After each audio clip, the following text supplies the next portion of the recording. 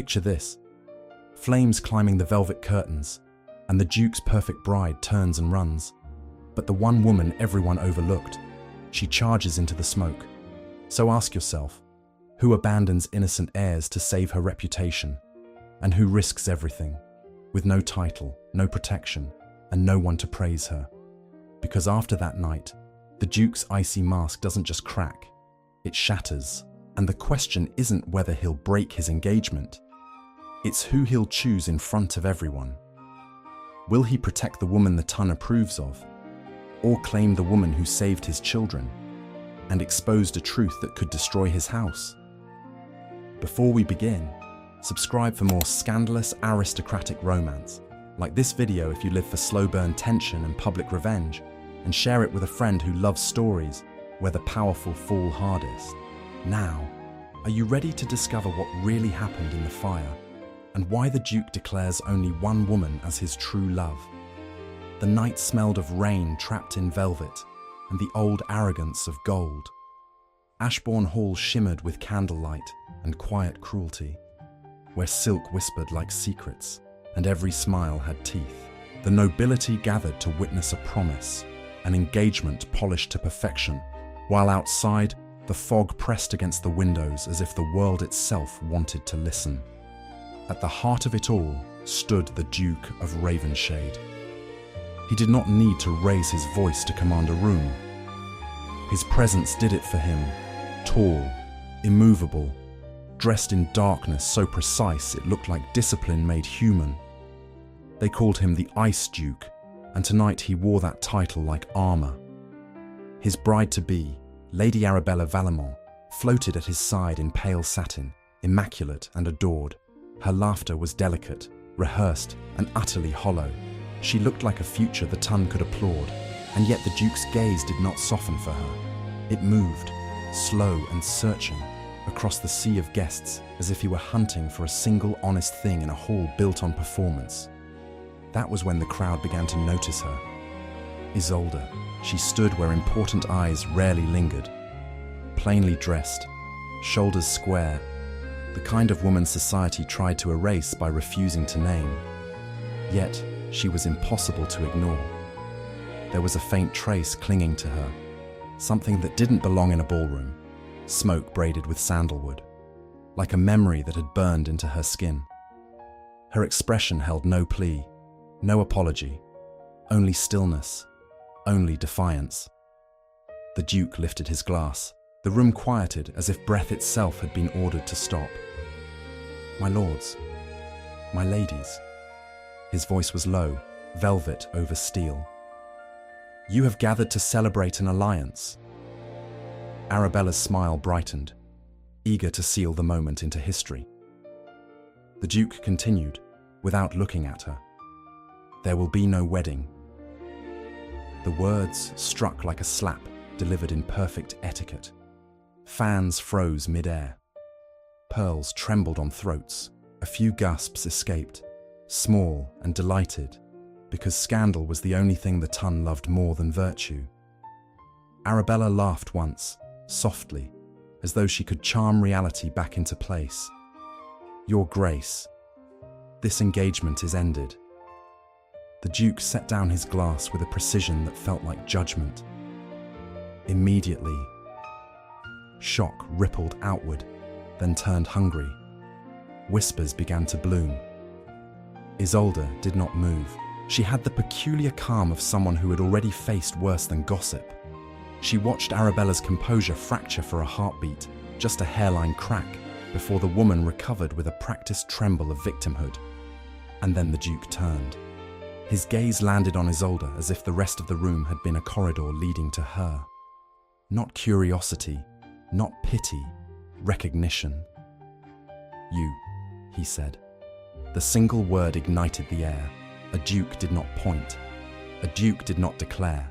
A Duke certainly did not choose a woman without pedigree, without polish, without permission. Isolde lifted her chin, indomitable, refusing to be made small by his attention. If you mean to accuse me, she said evenly, do it properly.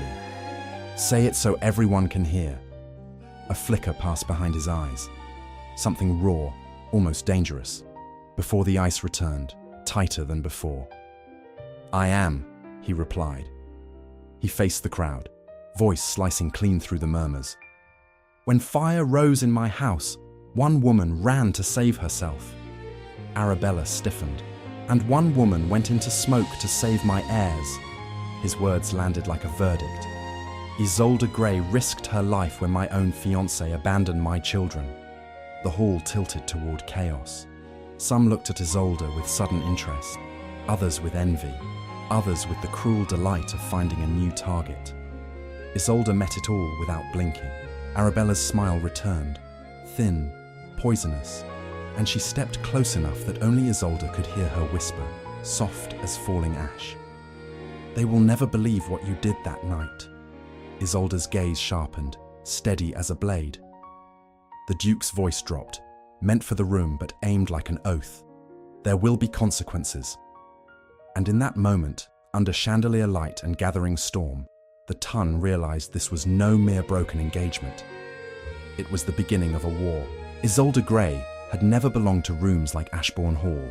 She belonged to narrow stairwells that smelled of damp stone, to mornings that began with ink and invoices, to the quiet mathematics of survival. London was a city that dressed hunger in manners.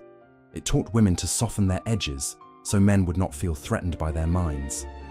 Isolde kept her edges sharp. If the world insisted on cutting her, she would not be the only one to bleed.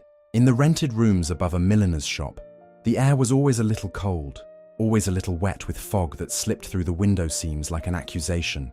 She translated letters for gentlemen who spoke of honor while pawning heirlooms in secret. She mended lace for ladies who would not meet her eyes. When creditors knocked, she met them upright, voice calm, refusing to barter dignity for mercy. Her father had left her no fortune, only a ruined name and a stubborn lesson. Never beg for what should have been yours by right.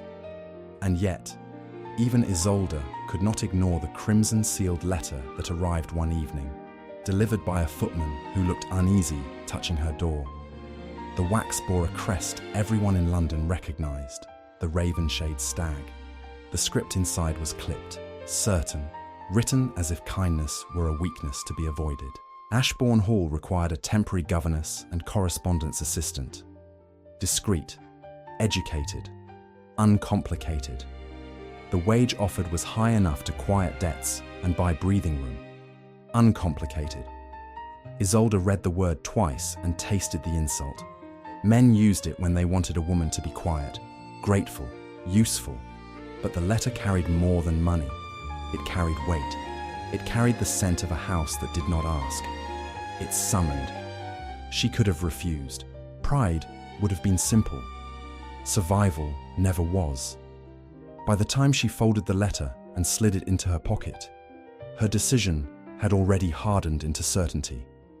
She would go, not as a servant seeking favor, but as a woman stepping into a lion's den with her eyes open.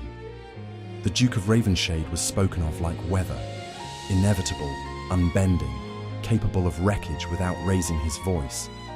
They called him the Ice Duke, and the Tun said it with a thrill, as if cruelty wore a crown. His late Duchess had died young, leaving 2 heirs behind, small bodies bearing the burden of an ancient name. Sympathy in London was always measured. People offered it only until it interfered with appetite. Behind every condolence, there was calculation. Behind every prayer, a question of inheritance. Lady Arabella Vallemont had arrived as the perfect answer.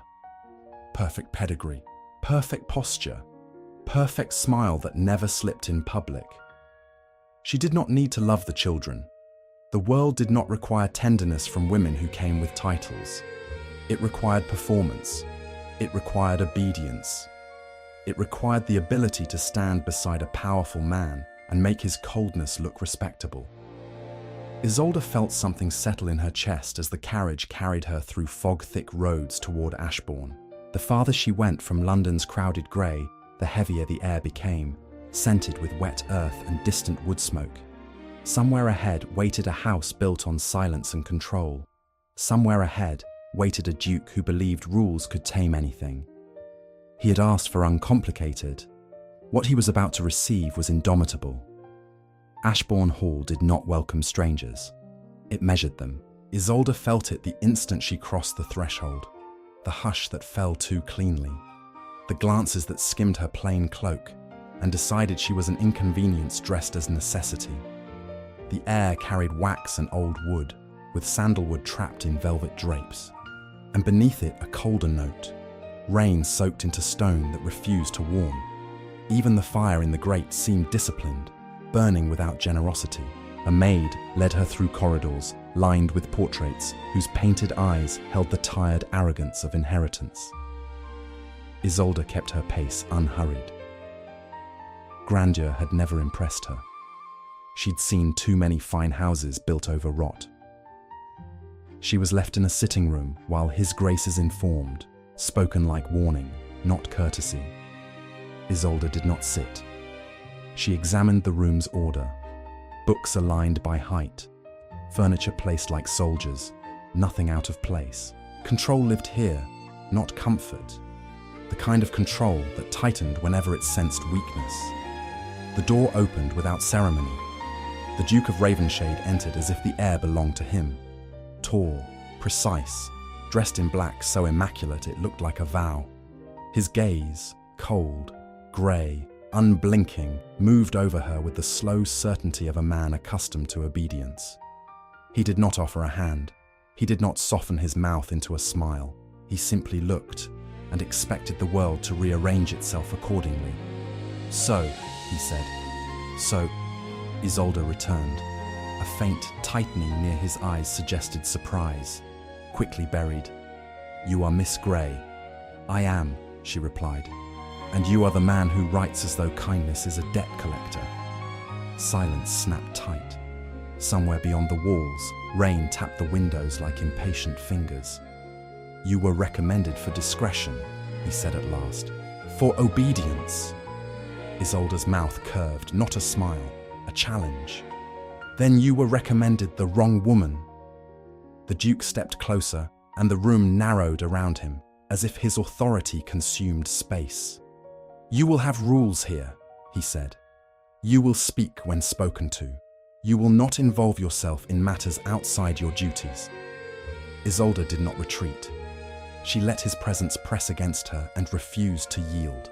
"If your rules require silence in the face of cruelty," she answered, voice steady as steel, "I will break them." His gaze sharpened. "You presume there is cruelty in my house?" "I presume nothing," Isolde said. "I observe. Your servants fear you more than they respect you. That is not loyalty." For a heartbeat, something flickered behind the ice.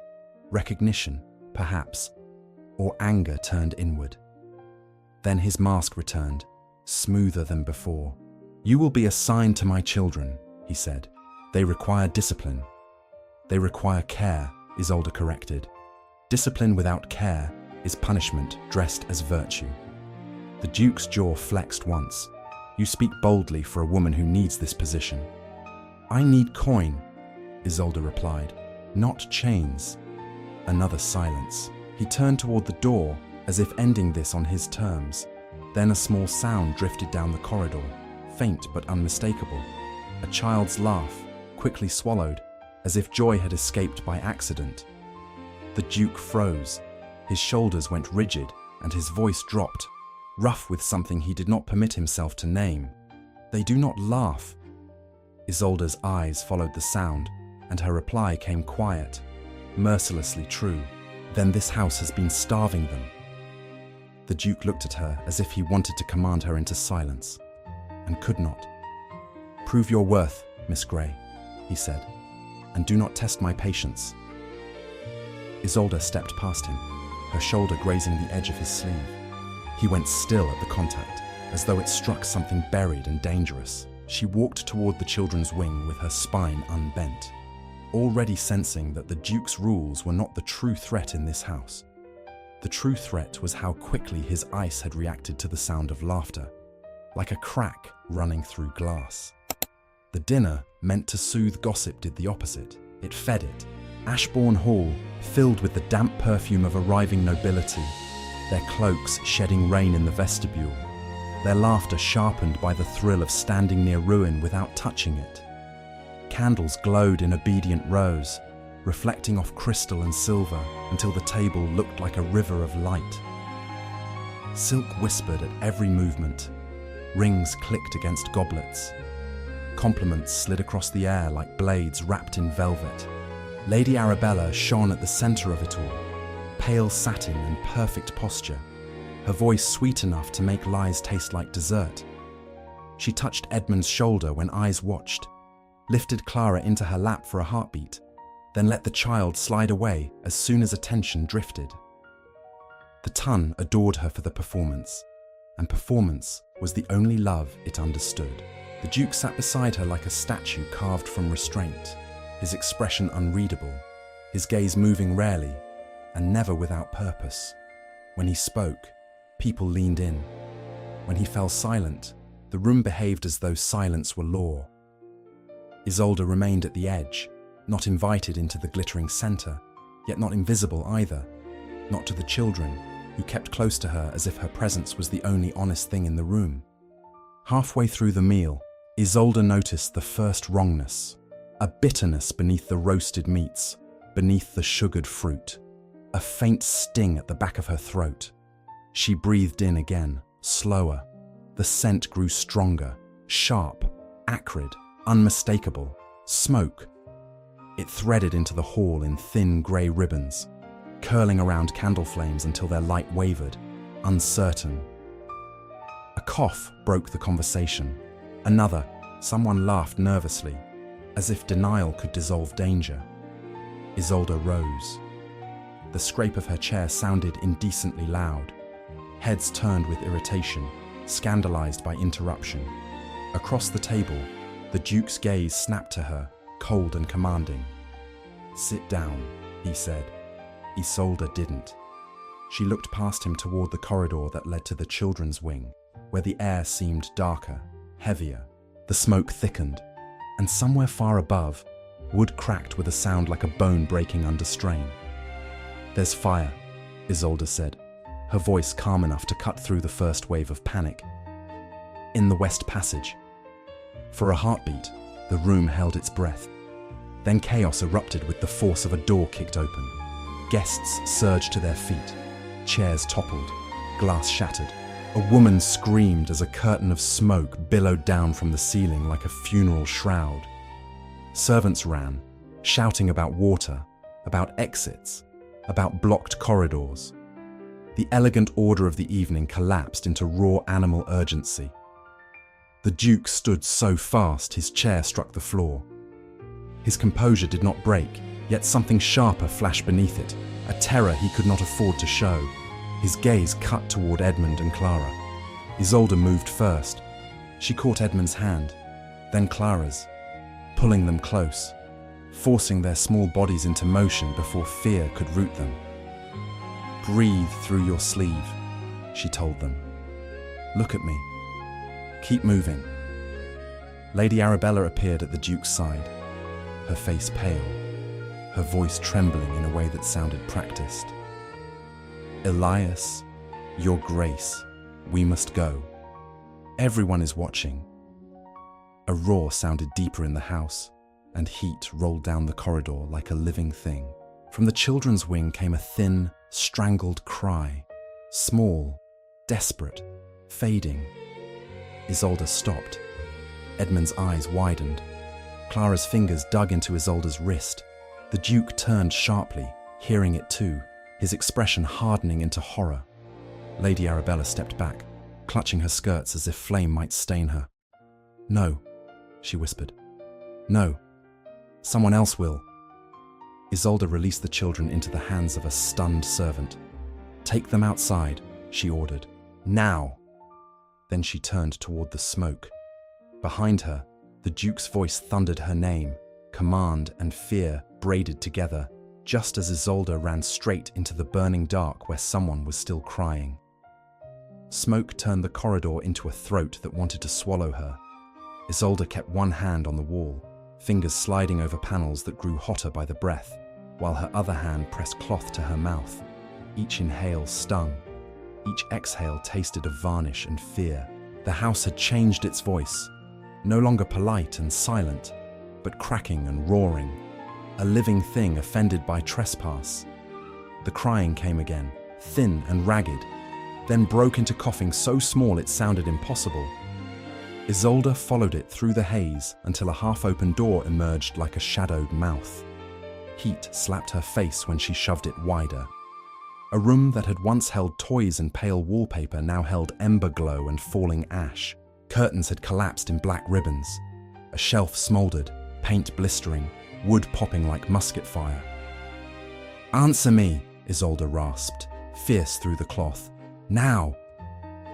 A small shape curled behind a toppled chair, one of the estate children brought for the festivities, forgotten in the stampede. His eyes were wide and bloodshot, his cheeks wet, his chest fluttering with shallow breaths. He tried to stand and failed, folding into another coughing fit. Isolde crossed the room in 3 strides, ignoring the bite of heat against her sleeves. She dragged the chair aside, lifted the boy into her arms, and forced steadiness into her voice, as if it were a rope she could throw him. "Breathe with me," she ordered. "Slow. You will not faint. Not while I'm holding you." The ceiling groaned. A beam shifted with a long, sickening crack. Ash drifted down like filthy snow. Isolde turned toward the corridor and saw it had begun to close, stitched shut by flame. A fallen curtain burned in a crawling line, feeding on air, feeding on time. Her heartbeat did not race. It tightened into decision. A narrow service door stood half hidden behind a collapsed drape. She lunged toward it, the boy's weight awkward in her arms, boots slipping on damp ash. The handle scorched her palm through the glove. She bit back a sound and yanked, locked. Of course, Isolde adjusted her grip on the boy, then drove her foot into the door beside the latch. Once, twice. The third strike splintered wood and loosened the lock with a shriek. She shoved hard until it gave, and cold air rushed in, thin, precious, smelling of rain and wet stone. She stumbled into a narrow servant's stairwell, black with soot but not yet aflame, and began descending fast, careful, counting each step like prayer. Behind her, the nursery exhaled fire. Voices rose below, orders, frantic replies, the heavy rhythm of men moving against disaster. When Isolde reached the bottom, the Duke was there, his coat thrown open, hair darkened by ash, his face stripped of every social pretense. His eyes locked on her, and the ice was gone, replaced by something sharp and naked. He took the boy from her arms, then his gaze snapped to her hands, to the blister forming where the handle had burned her. His jaw tightened, as if he despised what the sight did to him. "Are you hurt?" he demanded. Isolde lifted her chin, refusing to show tremor. "I'm standing." For a heartbeat, he looked as though he might pull her closer by force. Then he caught himself, the mask trying to return. But it returned imperfectly, cracked at the edges. Outside, rain hit like mercy. Guests huddled, shivering, whispering. Edmund and Clara ran to the Duke and clung to him, small bodies anchoring him back to the world. He lowered his head over them, breathing once, hard, then looked past their curls and found Isolde again, as if she were the reason his children still had a future. A steward rushed forward, soaked and shaking. "Your Grace, this wasn't an accident. We found oil-soaked cloth near the West Passage. Someone set it on purpose." The Duke's gaze sharpened into something lethal. And across the rain-slick crowd, Lady Arabella's eyes went very still. The word purpose fell into the rain like a stone, and everything after it sounded different. Ashbourne Hall still breathed behind them, groaning, settling, coughing smoke through broken corridors. Yet the true danger had stepped out of the flames and into the open air. The guests huddled in damp finery, shivering beneath borrowed blankets, their eyes bright with the same hunger that always followed disaster, the appetite for blame. The Duke did not offer comfort. He offered control. "Lock the grounds," he ordered, voice low and absolute. "No carriage leaves, no messenger rides. I want every servant accounted for, every passage searched. I want to know who walked where and when." Outrage rose at once. Polite and offended, a baron protested. A countess clutched her pearls as if the very idea of investigation was an insult to her blood. The Duke turned his head, and the storm in his gaze silenced them more efficiently than any shout. "I do not answer to your convenience," he said. "I answer to my children's survival." Edmund pressed closer to his father, eyes wide but steady. Clara hid her face, trembling. The Duke's hand rested on their shoulders like an oath made flesh, firm, protective, shaken only by the faintest tremor of restrained fury.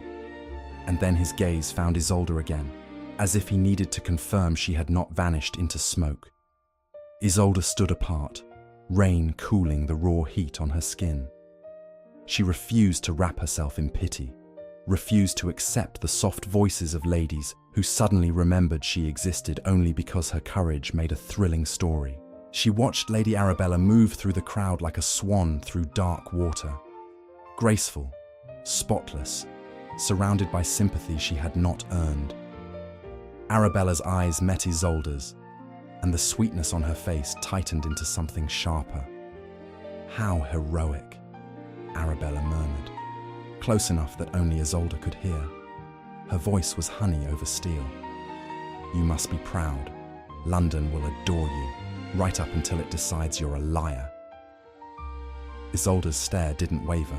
Better adored briefly than despised forever. Arabella's smile turned thin.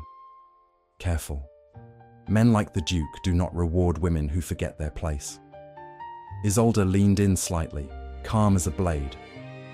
"And women like you do not forgive witnesses." A servant pushed forward then, breathless, holding a damp scrap of paper pinched between trembling fingers. Wax clung to it, crimson and glossy, even in ruin, stamped with a delicate crest. The Duke took it. His face did not change, but the air around him hardened. Arabella stepped closer at once, voice bright with practiced distress.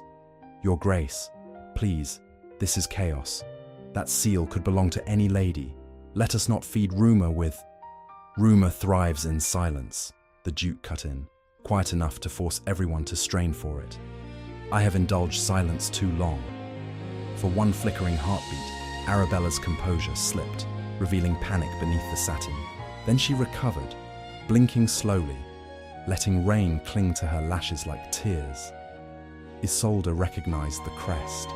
She had seen it before, pressed into invitations left carelessly on side tables, stamped onto ribbons tied around gifts meant to impress. Arabella's crest, Arabella's certainty. The Duke's gaze lifted from the wax to Arabella's face. His voice remained controlled, but something colder moved underneath it, like a blade being drawn. "You will remain here," he said. Arabella's mouth parted. "Elias!" "My name," he said, and the reprimand was a whip, "is not yours to use tonight." A hush fell. Even the rain seemed to listen. Isolde felt it then, the shift in the room, subtle and terrifying. The Duke's mask of ice had not melted. It had sharpened. And Arabella, for the first time, looked as though she understood she had miscalculated the kind of man she was trying to rule. Arabella's gaze slid back to Isolde, and her whisper came soft as ash. "You think a seal is enough to destroy me?" she breathed. "I can destroy you with a single story." Isolde's pulse steadied. "Then tell it," she said. "Say it where everyone can hear." Arabella's smile returned, sweet and vicious. "Not yet." And as the Duke folded the scrap of wax into his palm like a promise of war, Isolde realized the fire had only been the opening act. The real blaze was about to begin, one that would burn reputations instead of wood. By the next evening, Ashbourne Hall pretended it had not almost died. Servants scrubbed soot from marble until their hands cracked. Fresh flowers appeared where smoke had lingered, as if petals could bribe memory into silence. The guests who remained spoke in softer tones, their outrage carefully folded into excitement. A near tragedy was still entertainment, provided no one truly paid for it. The Duke did not leave his house, and his house did not leave him. He moved through corridors with the calm of a man carrying a blade beneath his coat. Unseen, but always ready. He questioned staff in private. He sent riders into the rain. He sealed doors that once stood open. His control was immaculate again, yet it sat on him differently now, like a mask that had been struck and mended poorly. Isolde felt his attention more than she saw it. It followed her through the library, where damp pages smelled of leather and ash. It followed her down halls that still held the faint bite of smoke beneath wax. It followed her when she sat with Edmund and Clara, coaxing them into laughter with stories that refused to end in loss. Each time the children smiled, the Duke's jaw tightened as if joy were both relief and accusation. That night, despite the damage and the storm, the remaining nobles gathered in the drawing room for music and tea. It was an attempt at normalcy, which in aristocratic language meant denial. Arabella presided like a queen, refusing to acknowledge the crack in her crown. Her gown was midnight blue, her throat draped in diamonds that caught candlelight like frozen tears. She moved among the guests with a gentleness so exquisite it felt weaponized. Isolde stayed near the edges with the children until Arabella drifted close enough to strike. "You've been very visible," Arabella murmured, smile sweet. A dangerous habit for a woman without protection. Isolde didn't glance away. Protection isn't the same as permission. Arabella's eyes narrowed, then widened again with false warmth. "My poor dear, you don't understand how quickly admiration becomes disgust. Men love a savior until she begins to believe she matters." "Do you?" Isolde asked softly. The question landed. Arabella's smile held, but her gaze flashed. Cold, calculating. "Careful," she whispered. "The Duke may be grateful, but gratitude is not love. And love," her eyes slid toward him across the room, "belongs to women who know how to keep a man's pride intact." Isolde's voice remained even. "A man's pride is not my responsibility." Arabella's laugh tinkled, perfectly timed for nearby ears. How bold, how common. A ripple of titters followed. Faces turned, judgments bloomed. Isolde felt the familiar pressure of society's gaze, trying to push her down into silence. She refused. She rose to her full height, calm and unyielding. "If you need to bruise someone to feel superior, Lady Arabella," she said, "choose someone who fears you." The room stilled. A few breaths caught. Arabella's eyes hardened with sudden hatred. Then the Duke crossed the space between them. He did not rush. He simply arrived, and the air rearranged itself around him. His gaze cut to Arabella first, sharp, warning, then landed on Isolde with a heat he had not intended to reveal. He spoke without raising his voice, yet it silenced the entire room. "Enough." Arabella's expression softened instantly. "Your Grace, I only meant... I said enough," he repeated, and the finality in it made her swallow. Isolde met his stare, refusing to be rescued like a helpless thing. "I can handle her." "I know," the Duke said, quieter now, meant only for her. "That is the problem." He took her by the wrist, not cruelly, but with a possessive certainty that made the contact feel like a claim. He guided her into the shadowed corridor beyond the drawing room, where the house's warmth faded into damp stone and rain-scented air. Isolde yanked her hand back. "Do not drag me like property." His eyes flared. "Property?" he echoed, voice rough. "Is that what you think I see when I look at you?" "What else would a duke see?" Isolde challenged, chin lifted. "A servant who dared to survive." For a heartbeat, his composure shattered. He stepped closer, close enough that her breath caught on the heat of him. His gloved hand rose as if to touch her cheek, then stopped, hovering, trembling with restraint. I see the only person in this house who ran toward my children, he said, each word tight. I see the only truth I've been forced to face. Isolde didn't soften. Truth doesn't make you brave, Your Grace. What you do next does. His gaze dropped to her mouth, brief, dangerous, and her pulse answered in spite of her pride. The space between them thinned until it felt like a thread about to snap. He leaned in. So did she, just enough to prove she wasn't afraid. Then footsteps sounded behind them, and Arabella's voice floated down the corridor, sugary and sharp. Your Grace, she called. I have something urgent to tell you about Miss Grey's past.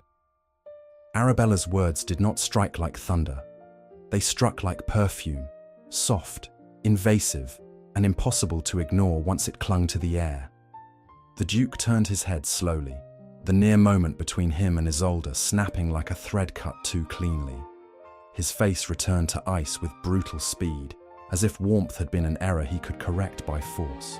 Isolde watched it happen and felt something sharp settle behind her ribs.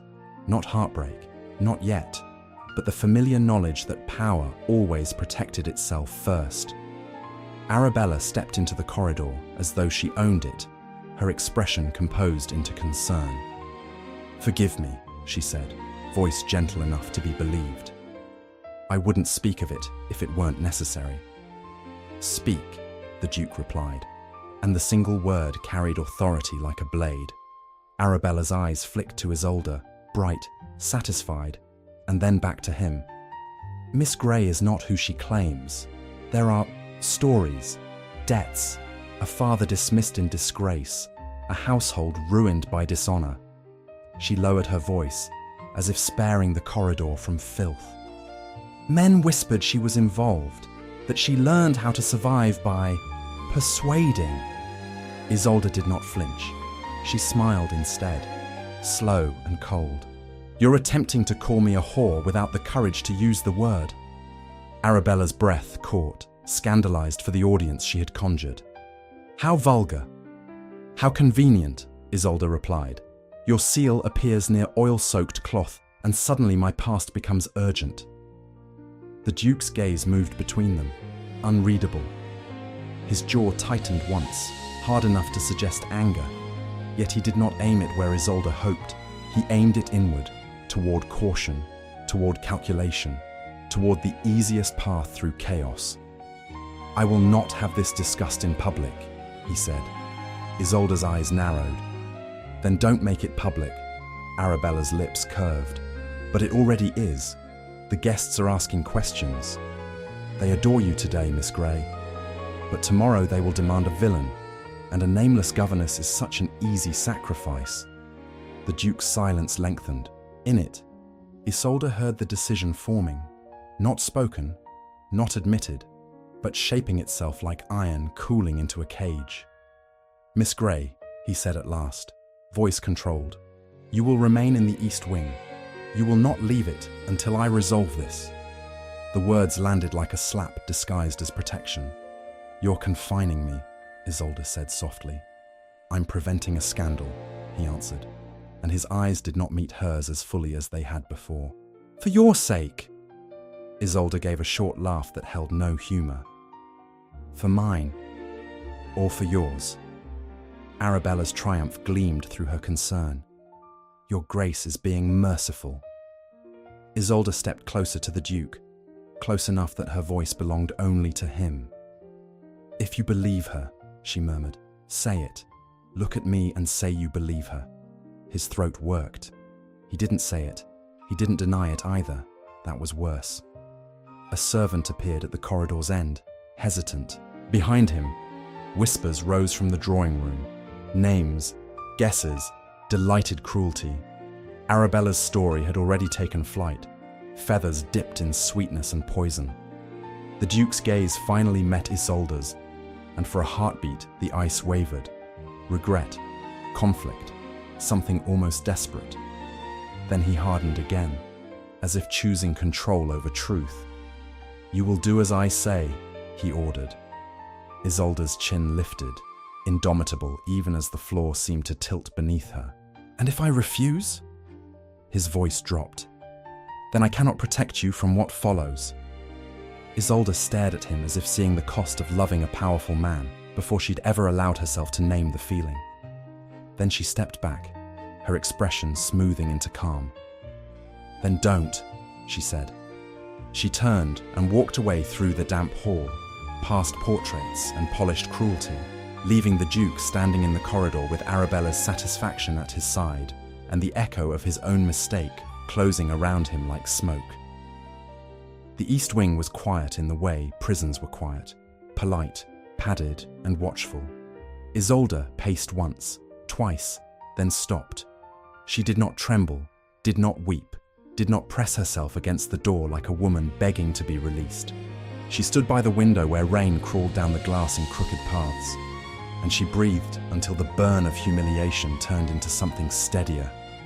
Anger, yes, but beneath it, a colder resolve. If the Duke wanted her hidden, she would become impossible to hide. Footsteps sounded beyond the door, keys, a careful pause. Then the latch clicked and the door opened a fraction. Edmund slipped inside like a shadow, his eyes wide with the fierce seriousness of a boy who had learned too young that adults lied. Clara followed, clutching his sleeve, curls damp from the corridor's chill.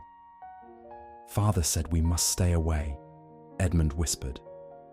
Isolde's gaze softened, but her voice remained firm. And you didn't. Clara crossed the room and wrapped her small arms around Isolde's waist with desperate certainty. Don't go, she whispered, muffled against Isolde's dress. She's mean. Isolde crouched, gathering both children in close, breathing them in as if their warmth could anchor her. I'm not going anywhere tonight, she promised. And no one gets to decide what you are allowed to feel. Edmund's jaw tightened. Lady Arabella told people you stole things in London, he said, the words spoken like stones he hated carrying. She said you set the fire. She said you... His voice broke, fury and fear tangled. She said you only saved us to get money. Isolde held his gaze. Do you believe her? Edmund's answer came without hesitation. No. Clara shook her head hard, curls flying. No. Isolde swallowed the sharp ache rising in her throat. She touched Edmund's cheek, thumb brushing a tear he refused to acknowledge. Then you are braver than most adults, she murmured. Because truth is often lonely. A knock sounded, harder this time, impatient. The door opened wider, and a footman appeared, eyes averted. Miss Grey, he said stiffly, His Grace requests your presence, immediately. Isolde rose slowly, spine straight. Stay here, she told the children. Lock the door behind me if you can. Edmund grabbed her hand. He won't listen, he warned. He listens to her. Isolde looked down at him, and her expression turned sharp again, indomitable. Then I will make him. She followed the footman through corridors scented with wet wax and lingering smoke, past servants who looked away too quickly, past guests who fell silent as she passed, their stares slicing. In the grand hall, the Duke waited near the fireplace, alone, yet not alone, because Arabella's presence was everywhere, in the whispers, in the tightened smiles, in the way people angled their bodies toward the woman they had decided to believe. The Duke turned as Isolde entered. His face was controlled, but his eyes betrayed exhaustion, like a man who had fought a battle and discovered the enemy lived in his own house. Miss Grey, he began, voice clipped. Isolde didn't bow.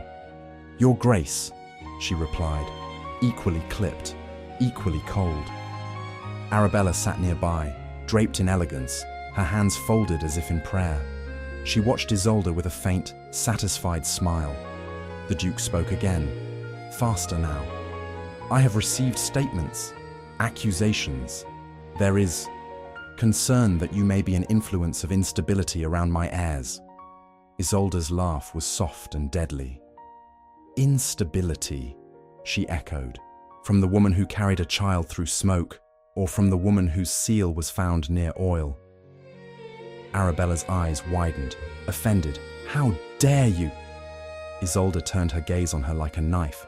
"I dare because you count on no one daring." The Duke's jaw tightened.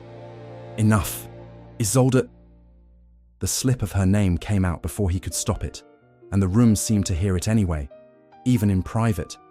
He exhaled, hard. "I need proof." Isolde stepped closer, chin lifted. "You already have it. You simply fear what it will cost to admit it." A beat of silence. The Duke's eyes flashed, pain, anger, something breaking. Then a servant rushed in, breathless, holding a small bundle of cloth.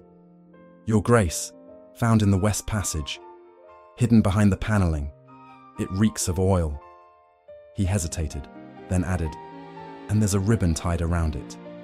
Lady Arabella's colours." Arabella's smile vanished. The Duke's head turned slowly toward her, and in that movement, something inside him snapped, control giving way to wrath so contained it was terrifying. Isolde felt the shift like a change in weather, and she knew the Duke of Ravenshade was about to stop being careful. Arabella's breath caught, and for the first time her elegance looked like a costume worn in the wrong season. The Duke took the oil-stained cloth from the servant with a steadiness that felt unnatural, as if rage had turned his blood to ice. The ribbon tied around it was unmistakable. Arabella's colours, chosen to flatter her complexion and announce her ownership of every room she entered. Now it announced something else, intent. He held it up without a word. The silence that followed was not polite. It was predatory. Arabella's lips parted, searching for the correct lie. "This is absurd," she whispered. "Anyone could have taken a ribbon. Anyone could have—" "Enough," the Duke said, and the single word cut through her like a blade. Isolde didn't move. She watched him, measuring the moment the way one measures a storm's direction. His mask was still there, but it had shifted, no longer protecting him from emotion, but containing it like a dam before collapse. "You spoke of Miss Grey's past," he said to Arabella, voice low and lethal. "Let us speak of yours." Arabella's eyes flashed. "My past is beyond reproach." The Duke's smile appeared briefly, cold, almost cruel. "Then it will survive scrutiny." He turned to the nearest footman. "Bring the steward. Bring the physician who examined the West Passage. Bring anyone who handled Lady Arabella's correspondence in the last fortnight." His gaze returned to Arabella. "And send for the magistrate." A ripple of shock moved through the room like wind through dry leaves. Aristocrats did not invite magistrates into their scandals. They buried them beneath money and marriage contracts. Arabella stood abruptly, her chair scraping. "You can't," she hissed, the sweetness stripped away. "You would ruin me." "You tried to bury my children in fire," the Duke replied, and the calm in his voice was terrifying. "You ruined yourself." Arabella's composure shattered into a desperate glare. "I did it for you," she snapped. "For this house, for your legacy." The heirs were weak, sickly, frightened, always crying for their dead mother. "You needed a clean future, not—" Her gaze flicked to Isolde, full of venom.